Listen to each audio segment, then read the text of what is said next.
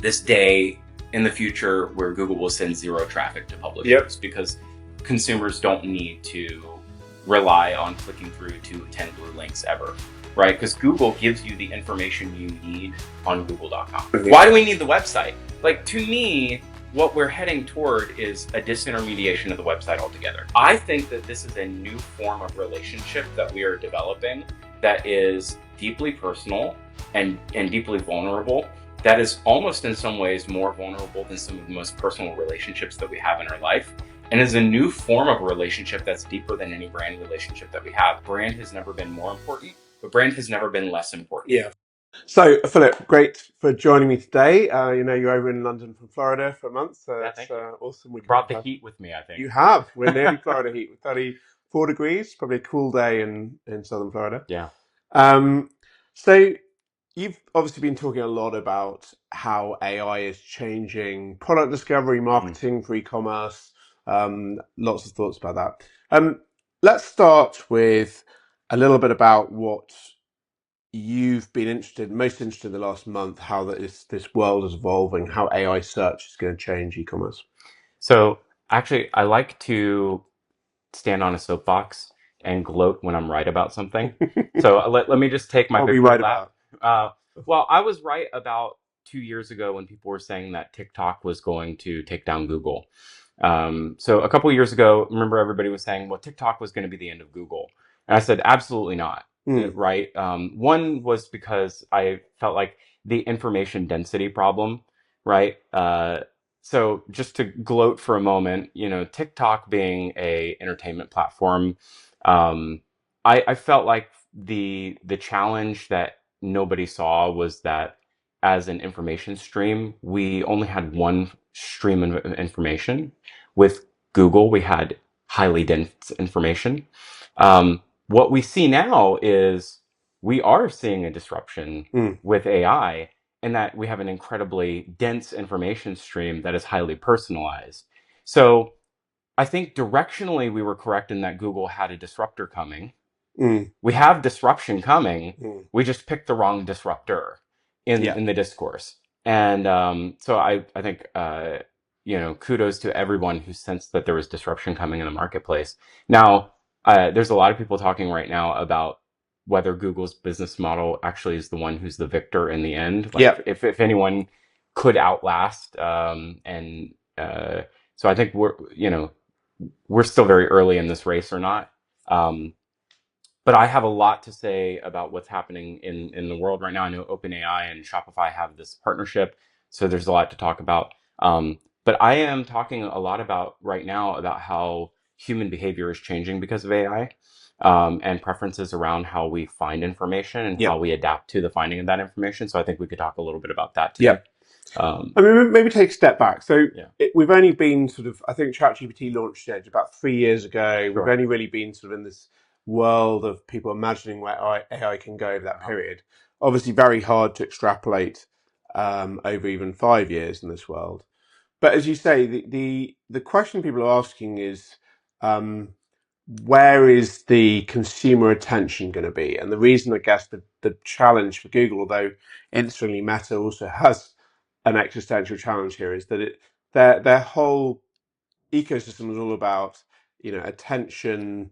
Am I spending time on Google or in Facebook rather than actually somewhere else? And that, as you say, that was the challenge of TikTok, that they were arguably going to pull that attention away. Now, don't get me wrong, TikTok's an incredibly addictive product, but as you say, it hasn't proved to be like a product that you're going to spend all day on, because there's a limit to, as you say, what you can do on there. I think the promise of generative AI is you could actually spend all day using that agent to go and do things. It could become your everything app that you use, and therefore, so maybe let's take Google to start with. How do you think this system evolves? So the systems, since Google's really monetized ads 20 years ago, they've become the dominant place where, as an e-commerce brand, you basically get traffic from. People are searching for products, whether they find you organically or paid or affiliates. That's right. It's all effectively coming through Google's network, or that or Meta. So to take Google to start with, how do you think that's going to evolve? So Google has never been. It's sort of. I talk a lot right now about the horseshoe theory. Okay. Are you familiar with horseshoe No. theory? Explain the horseshoe So theory. in politics, we talk a lot about horseshoe theory, especially in Okay. United States Okay. politics, right? Things that look like they're polar opposites are actually more Right. like a horseshoe. They're more Okay. closely aligned than they are As in polar the sort of opposites. extreme right Right. comes The to the extreme extreme right left. and extreme left are actually much more closely aligned Yeah. than they seem. Yeah. Uh, a good example of this is the ideologues, especially like far right and far left politics, are actually much more closely aligned in that they both are totalitarian in their Yeah. efforts, right? Yeah. A very close analog here, in especially in the Google realm, is uh, the horseshoe theory winds up applying to a whole host of efforts here. Is that we have these polar opposites that actually wind up being really closely aligned in consumer experience. For instance, Google's business is very dependent on ads, right? Yeah. But we've historically said that Google's business is very dependent on search. Right. Right. Well, Obviously. both those things. Right. Search ads. Right. But Google's business is going to have to, evolve. Yeah. At one point, we're talking about Google as the gateway to Google.com. But Google search actually happens in a bunch of different places.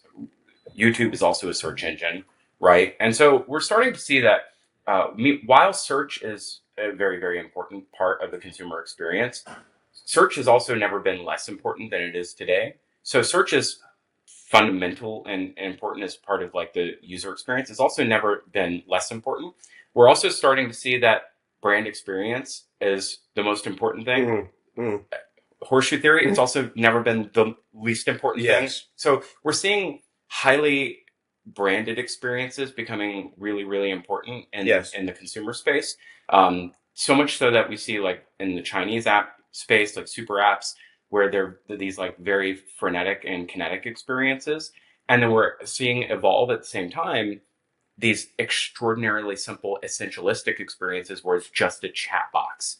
So we're seeing these things evolve at the same time where they seem like they're polar opposites, but actually very closely aligned, where they are essentially the same experiences. They're evolving at the same time. Yeah. And they're both key to, both, I would say, Google's evolution, the consumer evolution experience evolution. And I would say all of Google's competitors have all of the same fate tied up with it at the same time. What they don't have that Google has is a bunch of investments in a bunch of other areas that I think are long-term investments that could pay off for them in the long run. So I want to go into that. It's such an interesting point about the brand experience has never been more important, but also never been less important. So I think this is, for me, the dilemma. I think I see it as you're a brand founder today. Right. Let's take the homepage as a good analogy. Right. On the one side, increasing amount of your traffic is sort of branded, search. People are finding out your brand offline and then coming to the homepage as your gateway into the world, your presentation of your brand online. On the other hand, we're told that increasing amounts, if the people start using AI more, there's no way AI is going to go, why don't you go and check out this guy's homepage? What they can do is, at the point at which you're ready to buy, they're going to take you straight to the PDP, or maybe just drop you straight into checkout, right? Effectively bypassing all that brand experience. So, what are your thoughts about, like, if you're a brand founder today, would you be investing in online store branding, or is that futile in a world in which more of the traffic is going to come in the back door? This is a fundamental question. It comes down to how an individual person is seeking a particular product. Okay. I think it comes down to the use case and the particular person and their context. And this is different to how we have ever understood consumer experience ever. Because of the way that AI engines are taking context into account, I don't know that we have ever had this highly personalized of recommendation engine that has ever existed before. Now, this is very contextual to OpenAI and ChatGPT because of the way that its memory engine works. It can be very, very personal to you, or to your experience. It knows what you searched for before. Correct. What products you rated. Right. And and by the way, like this is also a very like U.S. centric perspective because of privacy laws, and so my experience might be different to someone else, say in the EU. But for me, it takes a lot of my context over now almost 3 years of interaction with its personalization engine, and it takes a lot of my lifestyle, my history, and my family context into account when making purchase recommendations to me. Right, because a lot of people with AI talk about sort of context window, but actually say in this case it's not like putting in a very long prompt like I want this jacket that's going to go with me on the trip. It actually knows that you're considering this trip. You've been talking about it for 2 years. Therefore, it knows where you're going, what climate, etc. It can recommend. I'll give you actually a use case. For instance, I was asking about supplements. Okay, so very recently I was asking about supplements. In particular, I was asking about creatine. This is like a very common thing. Yeah, right? I'm in my mid-40s now. You're a creatine gummies person, right? Well, now I am, right? Yeah. So I'm thinking about something like that, right? Yeah. I'm putting on muscle mass. I've been supplementing protein recently. Yeah, I'm a long distance runner. This is something fairly new to me in the last 6 or 7 years. I'm very proud to say I'm coming up on 8 years of sobriety. I lost a ton of weight 7 or 8 years ago. Now, a lot of people don't realize, I'll take a little tangent here, but a lot of people don't realize that when you have a lot of extra weight, you actually have a lot of muscle mass because you're moving a lot of weight around. Yeah. Okay. Muscle movement. Right. So I had a lot of natural muscle mass. Yeah. I lost a lot of weight. So I had a lot of muscle mass after I lost a lot of weight. But after 7 or 8 years of running, I've become a lot leaner. Yeah. So I'm also getting older. And that means that I'm naturally losing muscle mass too. And I'm losing bone density as well. So you need supplements. So I need supplementation. And my long distance running isn't helping anything either. So I need to start thinking about things like that. All I have to do is ask ChatGPT about creatine, and it starts telling me contextually, you're a long distance runner, you live in Florida, you also should be thinking about vitamin D, you should also be thinking about sunblock, it starts telling me all these things. And also, you take trips to other places, your family lifestyle is like this. These are things that we've never had this sort of context before.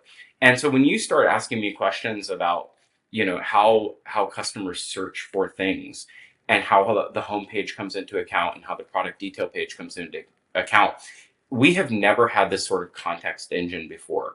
And that is why I say that brand has never been more important, but brand has never been less important. Yeah. And I don't know that brands can ever, could have ever even served a customer in this regard, because customers will not suffer a relationship with a brand to this level and this sort of level of intimacy or personalization. And I think that this is a new form of relationship that we are developing that is deeply personal and deeply vulnerable, that is almost in some ways more vulnerable than some of the most personal relationships that we have in our life, and is a new form of a relationship that's deeper than any brand relationship that we have. And that's a thing that brands will both, benefit from and may lose out to. Yeah, so again, a really interesting point. So obviously, we work with a lot of brands using quiz tools like Optin AI to try and get some of this zero-party data. I hate that word, but anyway, stuff that users volunteered themselves. But the problem is there's really only so far you're going to go. If you're an anonymous browser on a storefront, you're definitely not going to tell people about your personal routines and so on. I mean, maybe it's like a skincare quiz or something, but you're not going to volunteer the fact that you've got this disease, or you've got this limitation, or you're really stressed. So as you say, but you will volunteer. People actually do volunteer those medical details to AI because they feel it's, as you say, in fact, you're not talking to a real person. No one's going to see that. Depends on how life or death it is, right? If you are, I worked in vitamins and supplements, 15 years ago. First 10 years of my e-commerce career, of 20 years, was in, supplementation, nutrition. And so that 10 years, I saw people divulge all kinds of personal information because it is an important part. You have, all sorts of, pharmaceutical interactions. Like, people want to know that what they're taking or putting in their body is not going to adversely affect them. You have expectant mothers, you have all kinds of things. So people do tell you things that maybe you don't even want to know. But they use that AI phrase. The context window is smaller. Like it's very small. It's especially with a CX rep. Yeah. Right. If you are someone on the phone, they're not going to spend 3 years developing a relationship. No. In most cases, they're not going to spend years of a relationship where an No. AI agent will. Yeah. Yeah. So that's super interesting. So as you say, but brands fundamentally at a disadvantage. It couldn't, because 100%. AI is never going to share all those details with you as a brand. It's just Right. simply going to dump people on your site, and it's brought them there qualified. They've been pre-qualified, but you don't know why they've been qualified. You don't know what. So to go back, we were talking about your friends at Fermat doing kind of female storefronts or personalized storefronts. The problem is that stuff is all contingent on the idea that I click on an ad and you know something about the segment I'm in, or you can personalize based on. We were just on this show last week. We were talking to another product, Page AI, which is doing this as well. Like based on the ad segment that you've come from, you can personalize storefronts. We know we segmented you, and we use Meta to segment you, and therefore we know that you are a Florida-based dog food lover, right? And we can show you the right landing page. What's the name of that technology?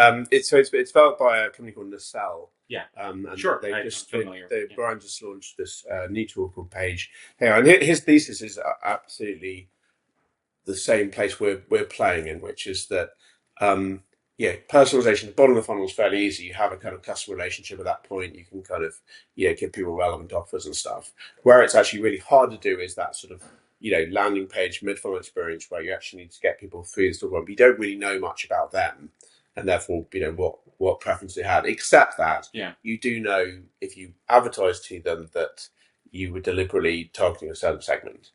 I would make a theory. So part of my job, and this is I'm thinking out of ways.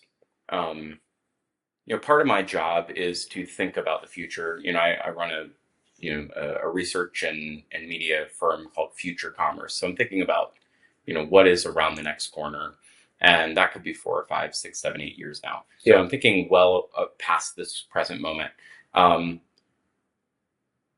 We've been doing this landing page thing in paid media now for 7, 8 years. And that's fairly recent, right? That's pretty recent history as far as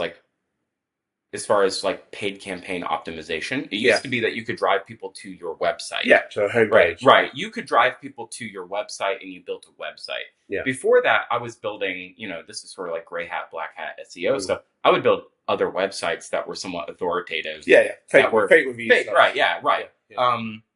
But it used to be that you just made your website good, and you could drive people to your website. Now we make great landing pages that are somewhat, purpose-built for a particular campaign. Now we're talking about building ephemeral pages or funnels that are purpose-built for campaigns. So come with me for a moment. What are we going toward? What is the eventuality? The arc here is a highly personal funnel.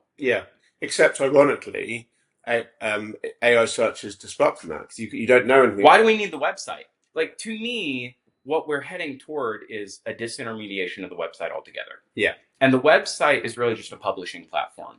And the publishing platform can be disintermediated altogether. If you look at what Perplexity has done, Perplexity is Perplexity, for those who don't know, is like OpenAI's, ChatGPT or Anthropic's Claude. It is also an AI search and chat engine. They have a deal also, with many other data providers. One of which was with Shopify, and they have the Shop Pay button. They launched this last year. You can transact right now with up to, I think, 100 different retailers right now, including Best Buy in the United States. I actually tested that last week. I couldn't get the direct buy thing to work. It might be again in the US. It works in the US. I bought a pair of headphones. Something I demonstrated back at National Retail Federation's big show in January. I don't know that anyone's actually doing it yet, but I do think it's directionally where we're heading. Is if the most highly personal version of what we're talking about is something that is personally just for me. And I can't think of anything more just for me than my parasocial relationship I have with an AI that I've been developing over years, telling me this is just for you. Mm-hmm. And now I don't know that we need a highly designed, customized landing page when I very much trust that AI and it tells me here's the button, just buy it and it'll ship to you.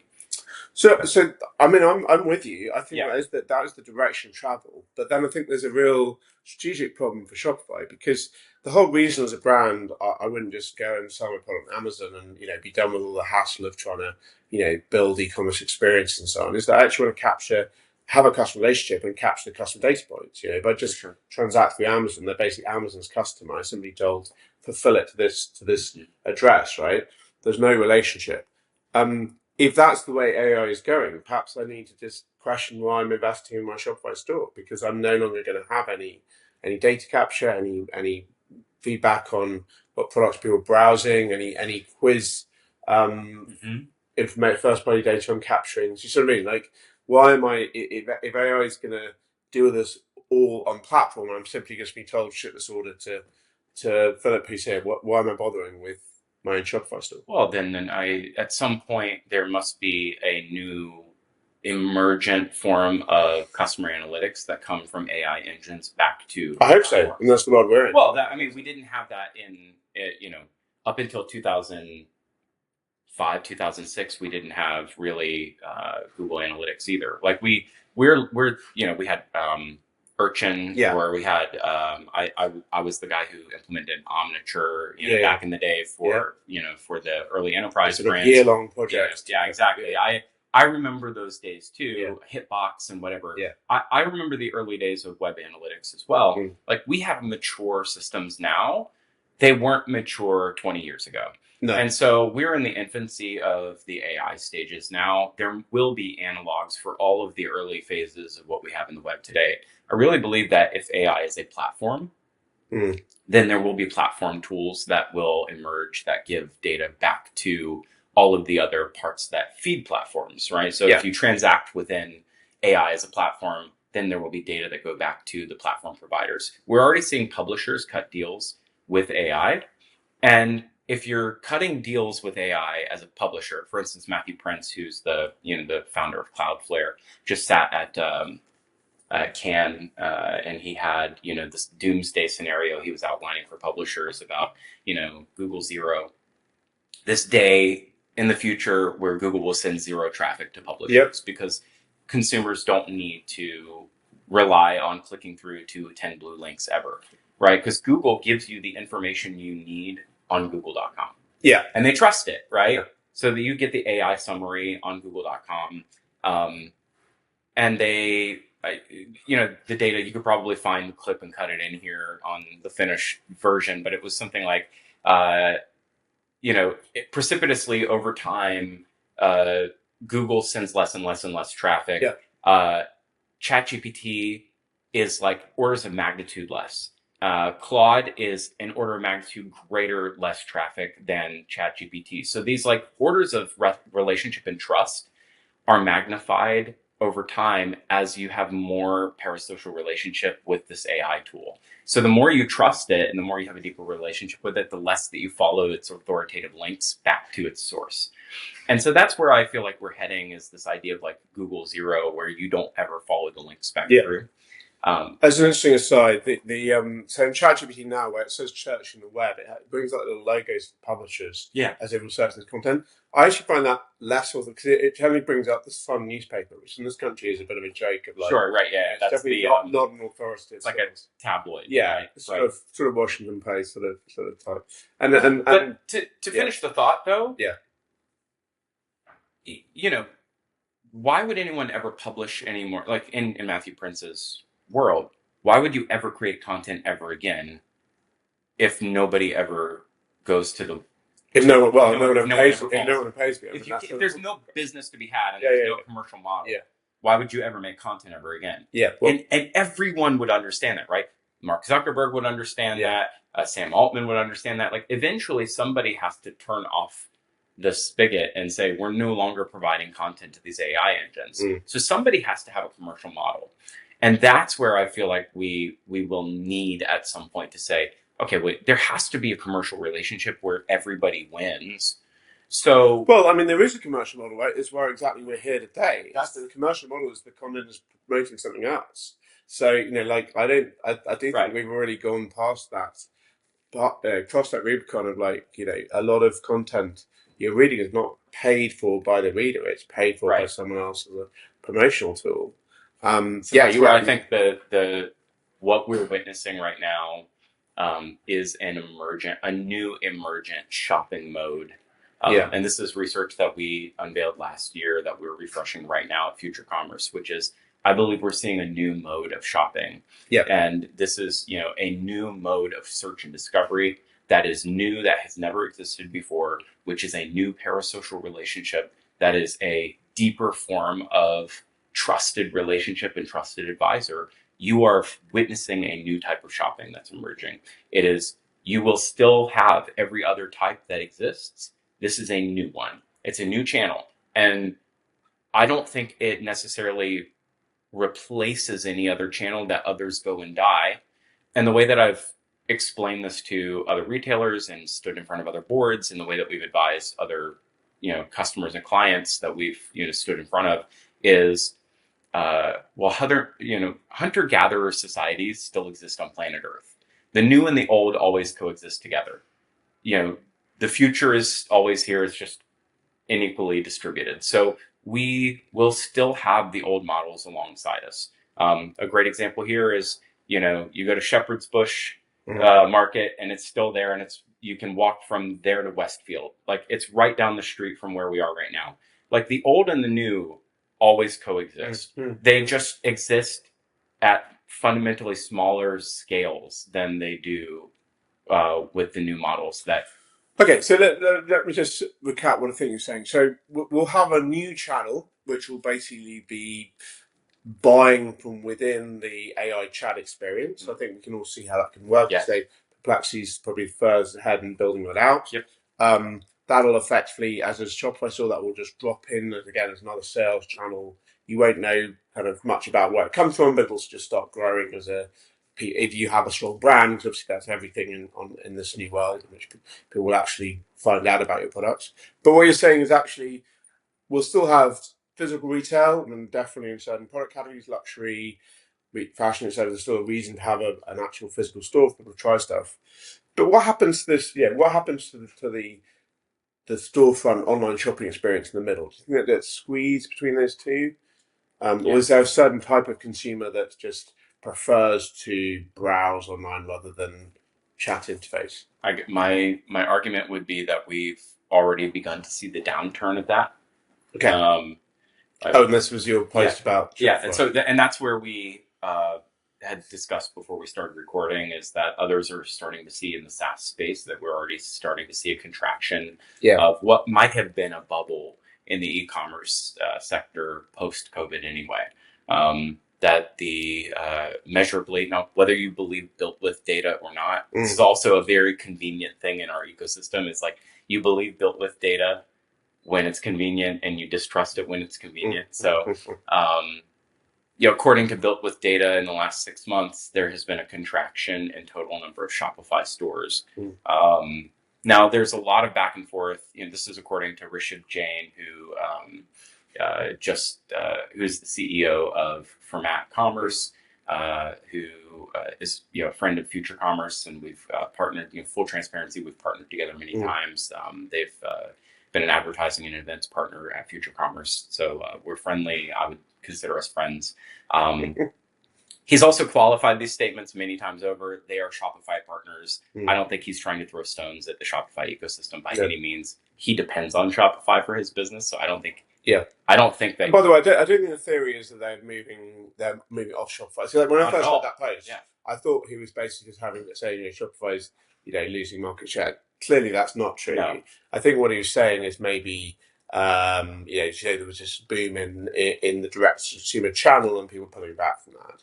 Now, I disagree, but I think at the low end that's definitely true. I think there are lots of businesses that just invest a lot of money, never got to scale. Yeah. They're frankly subscale businesses and they not being able to get to profitability. I agree with that too. At the high end, I think brands are still shifting online. Yeah. I think there's big brands that are only just starting to tap into D2C. They're so slow moving. I'll give you an example. Like I know the sort of e-commerce director at Stanley Black & Decker. Mm-hmm. I mean, they're just starting to move their stores on Shopify. That will roll out over the next 5 years.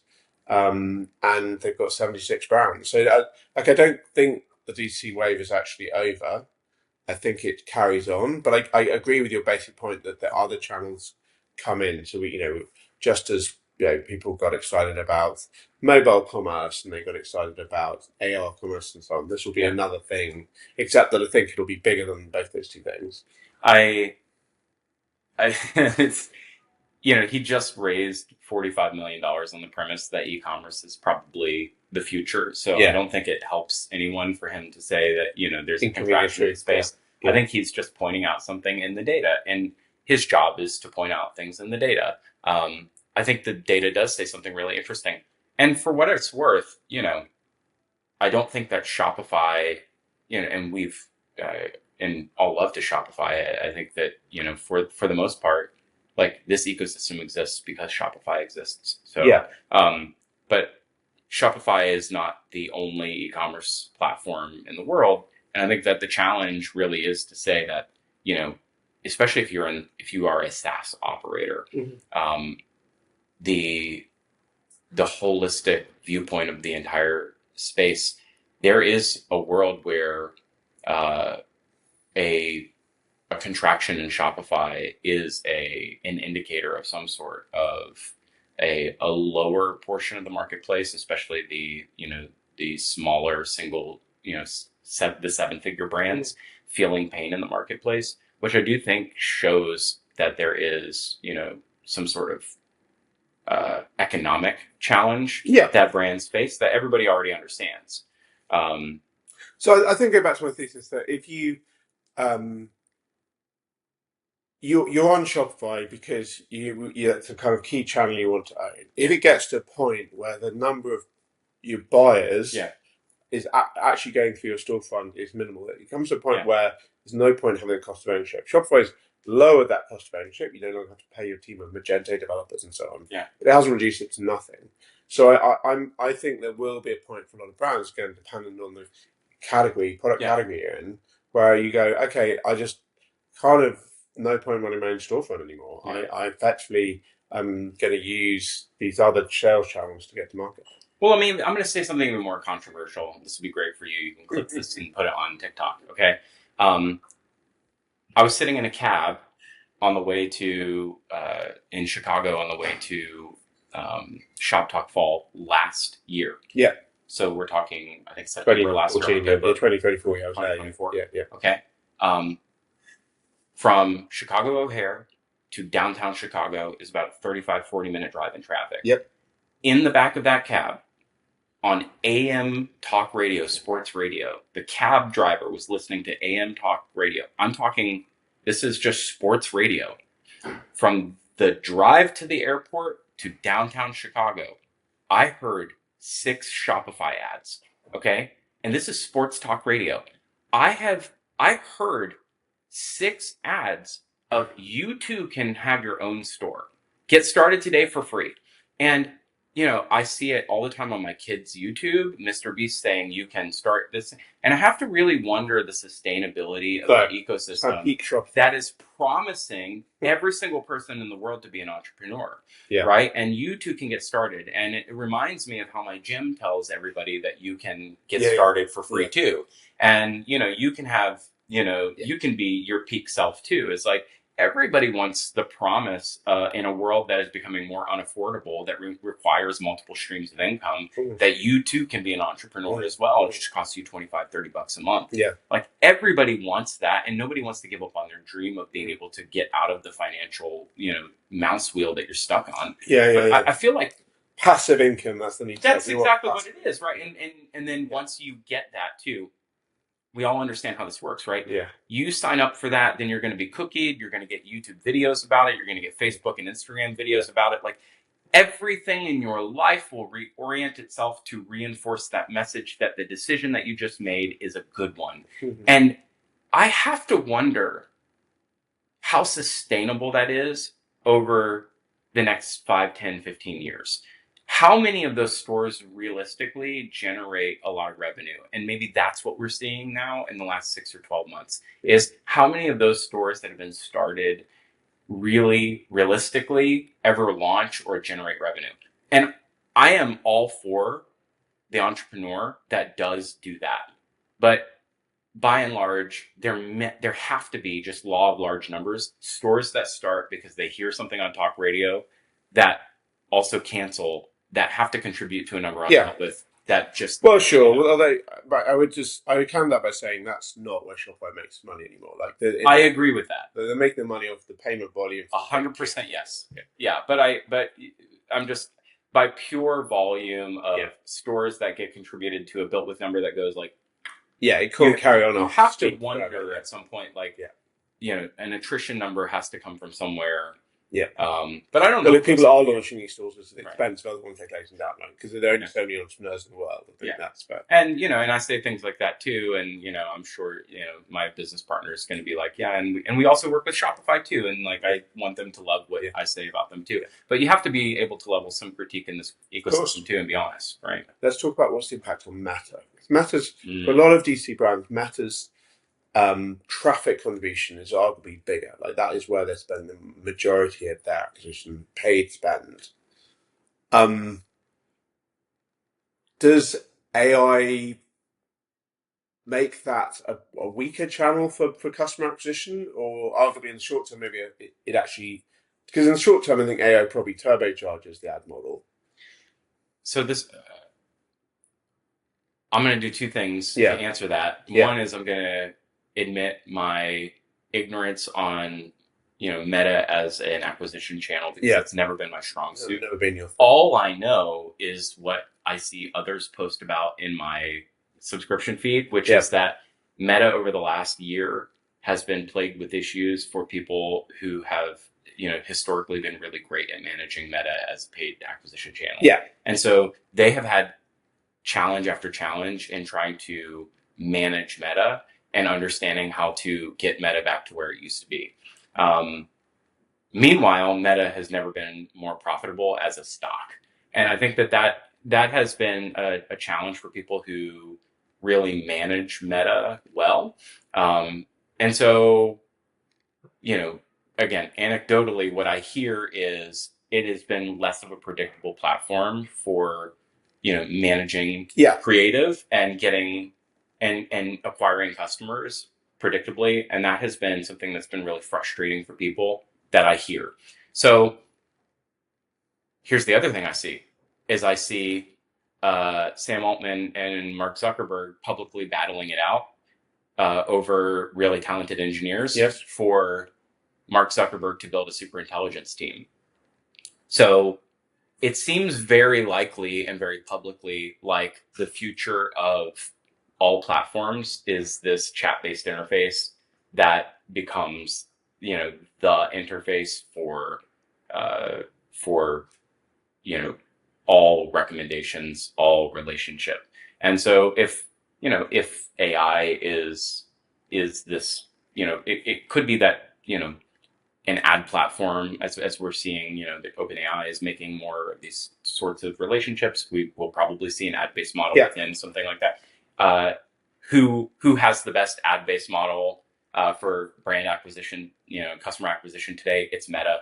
I think that it stands to reason that if Meta can get its Llama product or a superintelligence team based around moving people to more of a relationship with an AI that's powered by Meta, that we could see a phenomenal opportunity for brands there. But it doesn't exist yet, right? So that's going to be the challenge. I think that's going to be the challenge. I don't think it will take very long, and you should never count Mark Zuckerberg out ever. It's a fast-changing world, but I think that I see the challenge being this whole. I get the two problems with Meta and again this world we're in terms of getting the signal back into Meta to power those ads is increasingly challenging. But what I see is that at a higher level, the sort of find them on Facebook or Instagram, get them to a Shopify store and get them to buy. That has been a big driver of growth for a lot of brands. And what's at risk is that if more and more of the traffic is coming from people discovering products not on Instagram, not on Instagram, but on ChatGPT or on Perplexity, it disrupts that model. It disrupts Meta because they're no longer able to have such a big audience to advertise to. Yeah. But it also, as me, disrupts a brand because one of my sort of still my mainstay of acquisition becomes over time perspective. I mean, I don't think this is going to get changed in the next 6 months. I'm really talking again, thinking sort of 2 years out. I'll make a different. Here's a different perspective. Who's to say that a lot of the traffic on the web isn't human already? Like, who's to say that much of the traffic on Meta and on Facebook already isn't already agentic? Okay, right. And so, to some degree, much of the signal that is in the platforms that are making recommendations today already on ChatGPT and in Claude and in Perplexity could already be AI engines that are taking in signal already today and building context, so that to some degree we're feeding that context back in other ways. So but you don't think AI is listening to ads? I mean, seriously. Correct. Yeah. But I believe that to be true already. Yeah. So we're at this new, I had our own summit. So Future Commerce puts on a vision summit twice a year. We just had our summit for 220 leaders in the world's most recognizable brands, like Chanel and LVMH, Richemont, and the world's top brands, Walmart, Sephora, Claire's, whatever. So they all come to the Vision Summit to sort of like think bigger and for us to ask, this very pointed question, which is who holds the vision in your organization? And generally the answer is, not to put any of these companies on blast because they're at my summit, so they must be thinking about the future. But most organizations aren't thinking beyond the next quarter. Yeah. Most companies lack vision. And so the question really is, in the next phase of the web and in this new agentic, web that we're on, is I don't know that humans are our only customers that we have to worry about in the next future. And we actually had a panel who they recontextualized their jobs. We had this panel of media operators who actually talked about they believe that their new jobs are actually to sell to agents and not to sell to customers. Yep. And if they orient their business around being more appealing to agents, then agents do their job of selling to customers. Yeah. And that to me seems like a really interesting reorientation. It's a great paradigm shift. So then summarize this. If you're talking to like an 8-figure market director, an 8-figure brand today is trying to make their brand appealing to agents, what do you invest in? What are the 3 things you need to invest in? The 3 things that you need to invest in is, well, number one, you need to be it's the same thing as what we used to do with SEO, although it's much more of a black box than it used to be, right? So today publishers are going directly to the OpenAIs of the world, and they're trying to cut direct publishing. So have authoritative content out there. Correct. Yeah. So authoritative content is number one. Yeah. I think the authoritative content is part of it, but the short answer is I don't think anybody knows anybody that claims to know is probably exactly how full of crap. Yeah. But I do think that there's more that you can do around building context for an agent than we're doing today. And so, number one is if you're not looking at data around how many of these agents are actively crawling your site right now, you should be using a tool like Cloudflare. You can actually look and see how much of the AI traffic, or how much of your traffic split is AI traffic in nature. Again, like to reference this same talk by Matthew Prince, he was talking about we kind of need to get to a point where you really, if you're giving all of your data to all of the AIs, you're really not forming exclusivity deals with any one of them. And so there probably needs to be a time at which you just go whole hog in forming exclusivity deals with one of them. Right. And so there will likely be a time. This agent. Exactly. Slow, but like basically you probably would like leave all of them behind, form a publishing deal with just one of them. Yeah. Now this is assuming that you aren't just, some small store, that you have a strategy. Perhaps what we'll see in the next 12 to 18 months is an exclusivity deal that forms with Shopify on its own, to say that, like, if you were to opt in with Shopify and its partnership with OpenAI, you would probably be opting out by default. And some benefit that would come along with it and its ad partnership. Yeah, although this is my big question about that whole partnership is, as a brand, do you even get a say in whether your data being shared with OpenAI? Do you get any choice? Because it seems like the way Shopify thinks about it at the moment is, hey, brand, we're doing you a favor by just letting everyone call your products. I'm not sure you are doing them a favor, but let's see. So that's number one. I think number two is, you should be conversing in the AI yourself and understanding how much context the AI has around you and your brand. Yeah. So you and your human agents need to understand what is the brand, like what is the context that an AI agent already has and an AI model has around your products, and what can you be doing better to try to build better context and recommendations and how your customer might be using it. Yeah. So where are the gaps already? And where those gaps exist, how can you start building better context on your existing content in your site to help the AI to build better context engines? One way to do that is take all of your existing CX use cases and start working backwards so that you have plain language and plain English help guides. FAQs. Right? So FAQs, like all the things you might have done in the past for SEO that you probably didn't publish, probably just needs to be better published and better documented. I've seen a lot of people, really just start looking at, okay, how can we get this stuff published in, your things that might have been like actual full playbooks and like CX help desk stuff. Like, let's get that published somewhere on the website so that it's completely contextualized for the AI. And then I think number three is paid ads actually do drive a lot of context for engines. And so a lot of your paid campaigns, if you're not running a ton of paid campaigns, the more engagement that you have in your paid campaigns, like comments, likes, help desk, like more content and context within, like brand engagement on paid campaigns actually tremendously helps. Social content and things like YouTube content.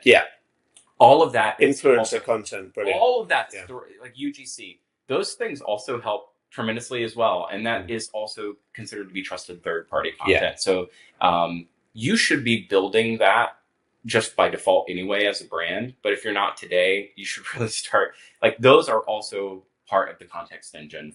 And I think that's actually the biggest hack you need today, is that the AI is not actually discerning enough yet to know whether a piece of content is sponsored or not. So if you're paying someone else to produce content about you, AI is going to think of that as authoritative third-party sources, right? It's not going to be cynical about, oh, maybe they're being paid to talk about it. And so I think that's what's working in the SaaS world. I think that's what definitely works in the consumer space as well, is pay people to say good things about you. Now, a gray hat thing that I hear being talked about, I don't know if this is real or not, but in the same way that in the old SEO days, we saw a lot of engagement farming around trying to get people to type things into Google that would sort of like artificially bump trends. For instance, there was the old sort of like George Bush is a failure sort of thing. Like, George Bush is and then you could try to get people to type something into Google. You could game its relevance in the engine. Getting people to search things into ChatGPT is also a way to spur a lot of activity in relevance with your brand. And so I'm hearing people saying that social media campaigns and UGC campaigns that cause people to turn to search within ChatGPT out of natural curiosity can help the engine to go and create its own context. And so be interesting. Correct. No pressure. No pressure. Correct. So be interesting. there was a friend of mine who is in the makeup brush space who they created an entire series of videos that specifically focused on that. Like, guess who's the number one makeup brush in ChatGPT? Yeah. Right. And it was specifically for them to help them to try to game ChatGPT's awareness. To search for what's the top makeup. Yeah. Cool. I think that's all we need to cover. Thank you very much. Appreciate